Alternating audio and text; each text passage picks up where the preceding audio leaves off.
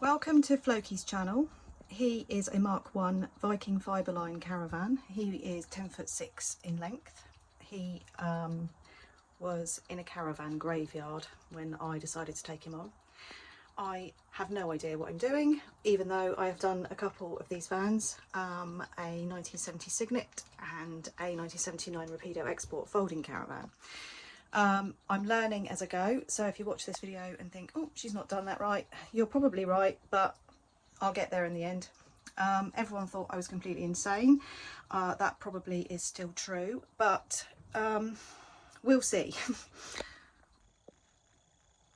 So a lot of what's actually happened to the van you can't really see at the moment because a lot of work's happened on the outside. He had a nose cap cover over his A-frame, which a lot of Vikings have, which looks lovely, but unfortunately it holds water and moisture inside, and then until you take it off and it's actually riveted on, you can't really see all the damage that's done. So he wasn't roadworthy in the state he was in, plus his hitch was a complete and total mess.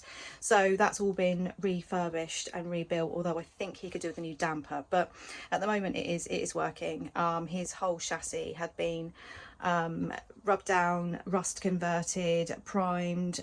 He's had new wheel bearings, he's had new wheels. He has wheels that are a Bedford CA because those are the only ones with a PCD measurement for the wheel nuts to fit onto a Viking. So if you have a Viking and you need new wheels, those are the ones you need to go for. So yeah, outside there is a lot of work that has been done. So although it's very bad weather today and I would love to get on with doing some fiberglassing, sadly that isn't the case. Floki has a very narrow roof. Now this gives a really large section each side, which is quite low. So if you're taller than I am, which is only 5'3", you do have issues around the van, and banging your head is quite standard for anyone that's actually visited him. The door is actually very low as well. The main thing I think is the reason why they changed it is that in the toilet you could go in and literally walk straight into the top of the roof. So when they made it wider, it did actually make it more of an accessible, usable van. But as I say, that's not an issue for me because I'm actually nice and short. One of his windows I made in the corner there, I've taken back out because I wasn't actually happy. He had none of his corner windows when I got him, and they can't be remade. So it's a case of getting perspex, making a fiberglass mould, and then cooking the window in your oven. Luckily I have an oven big enough, so he had 4 windows put in order to make him secure for storage. He's now not in storage, he's now in my garden, so now I can play with that a little bit more.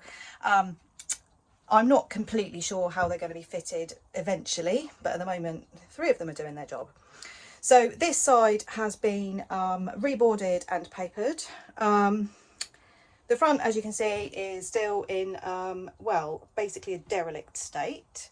That is going to come after he's had his electrics done. Behind this boarding, he is fairly dry, so I might leave that as it is. I've refinished these cabinets this end.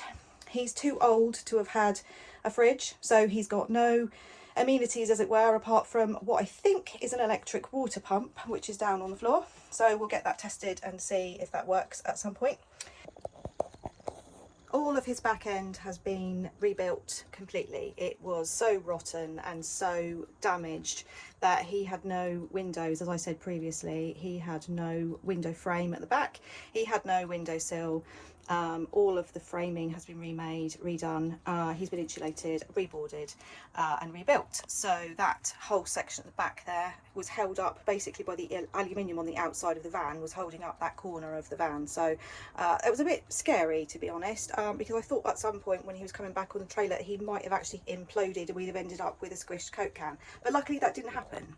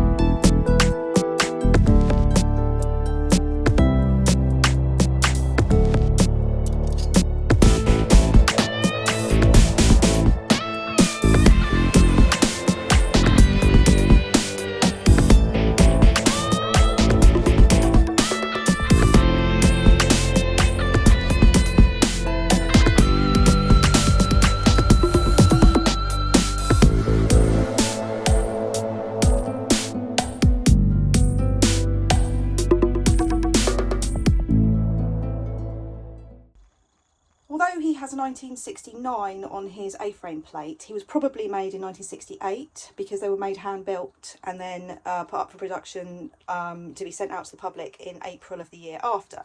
So he has the insides of a much earlier van with the brass handles, the brass fittings, as I said, no fridge. He has the wraparound shelving. The back of the lot there has been replaced by me and the shelf rebuilt.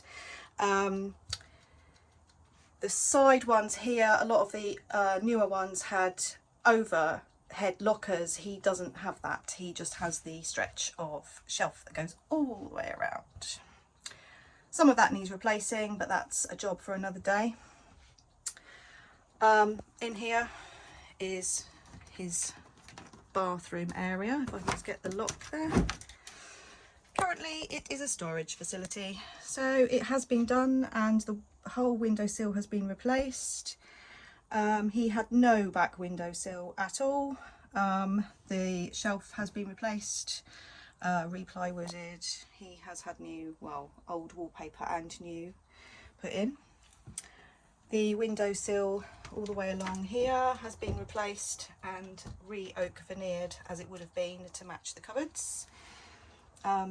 So yeah, that's the inside.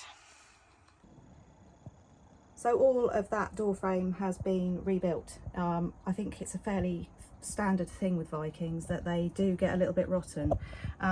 So yeah, that's all been reframed and his original aluminium frame put back in.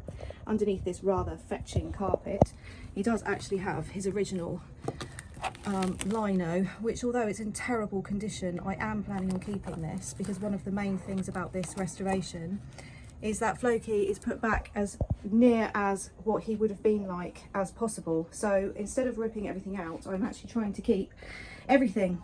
What I can't keep, I will try to get remade. I think it's really important if you're going to do a restoration to make sure that everything is pretty much like it would have been. I'm going to have some electrics put through him to make sure that I can actually use him properly, but I'm hoping that these won't be on show.